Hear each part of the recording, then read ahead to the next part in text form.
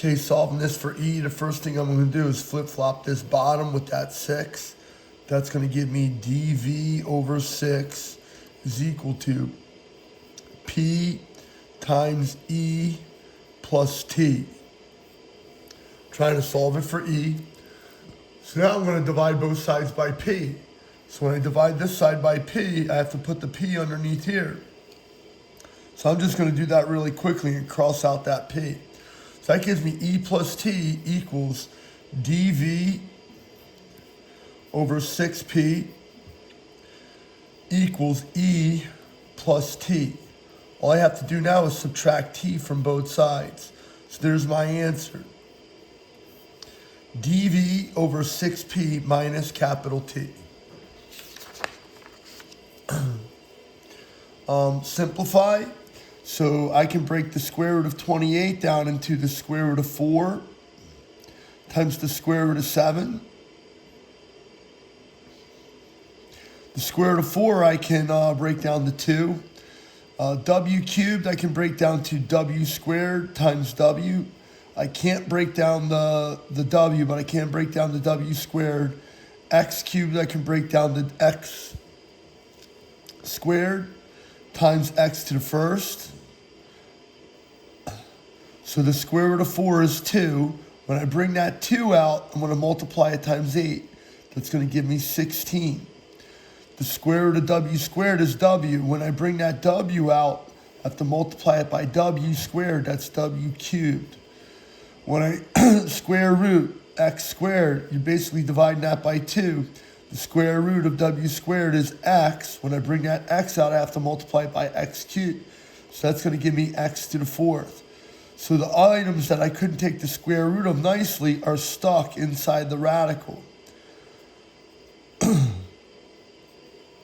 I'm going to do the same process over here. I can break 63 down into 9 times 6. I'm sorry, 9 times 7. I've done that before. W to the 5th, I can break down to w to the 4th times w to the 1st. X cubed can be broken down into x squared times x to the 1st.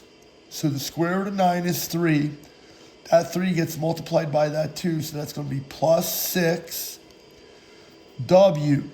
When I have this square root and I divide that 4, the square root of w to the 4th is the same as dividing that 4 by 2. That would be w squared. Now that w squared goes times that w, so that's going to give me w cubed. The square root of x squared, that's the same again as dividing that 2 by 2. So that would be x to the 1st. That comes out, when that x to the 1st comes out, I multiply it by that.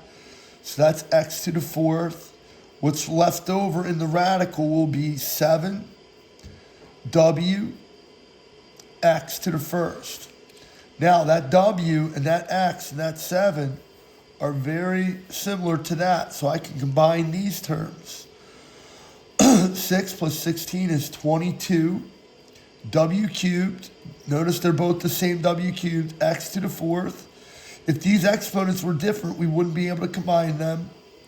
Square root 7wx. Whoops.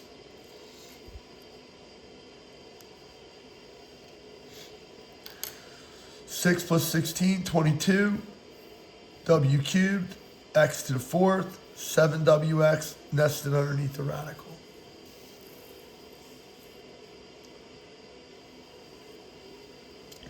These are cube roots. They're a little bit more difficult. 64 does have a cube root. It is 4. So I'm going to break that down to 4. I'm going to break that down to 6 and 1. So I'm going to rewrite the cube root as 64 y to the 6th, y to the 1st. And this cube root, the cube root of 8 is 2. That'll come out, but I'm going to rewrite this as, oh no, I can leave it like that. That's already broken down nicely. Okay, so the cube root of 64 is 4. 4 times negative 3 is negative 12. The cube root of y to the 6, you take that 3 and you put it underneath. 6 divided by 3 is 2. So a y squared comes out, but that y squared gets multiplied by that y squared. So that's going to give me y to the 4th.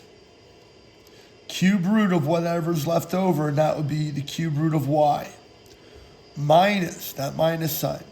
The cube root of 8 is 2. 2 times 2 is 4. The cube root of y to the... Ooh, I have to break that down. That has to be broken down into y to the 9th, y to the 1st. 9 divided by 3. 9 divided by 3 is 3. So a y cubed is going to come out. Y cubed times y to the 1st is y to the 4th. And now what's left over is this cube root of y to the 1st.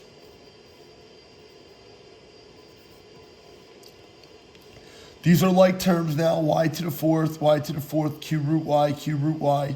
So I can combine this as negative 16 y to the 4th, cube root of y to the 1st.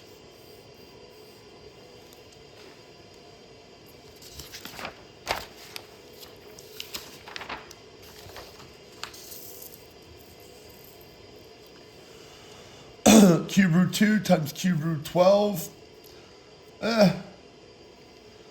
That'd be, I don't want to combine, I'll combine them. So that'll be cube root 36. And 36 is equal to 2 times 2, which is 4, times 3 times 3, which is 9. I don't think I can break down cube root 36. Did I mess that up? Oh, yes, I did. Because that's the cube root of 12. Let me redo this. That's the cube root of 12.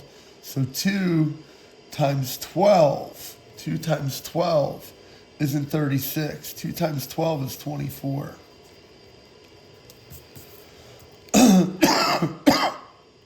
2 times 12 is 24.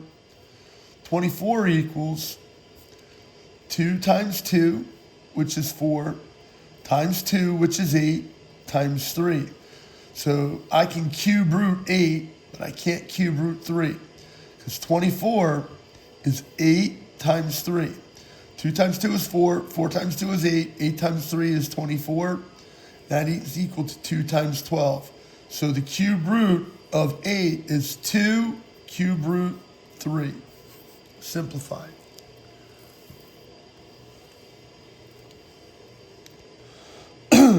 Four times 16 is 64. What I might want to do is just rewrite this. I'm going to add this to that. So this is going to give me 4 times 16, which is also 4 times 4.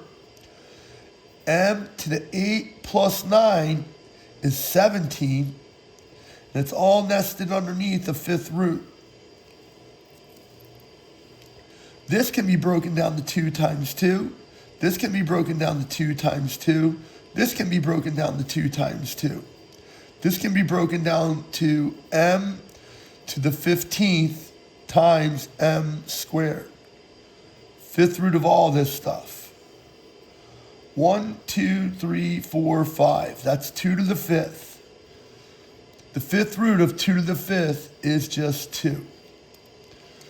The 5th root of m to the 15th is m cubed. 5th root of whatever's left over, 2m squared. Simplified.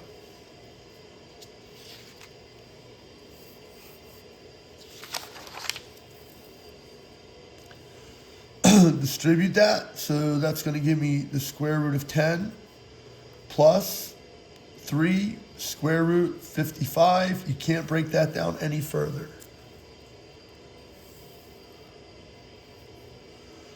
Three times 3 is 9. Root 2 times root 5 is root 10. 3 times 8 is 24. 2 times 6 is 12, but I don't want to write 12. I want to write 4 times 3. 2 times 6 is 12. I can square root that 4 now. The square root of 4 is 2. 2 times 24 is 48 root 3, 9 root 10. Simplified.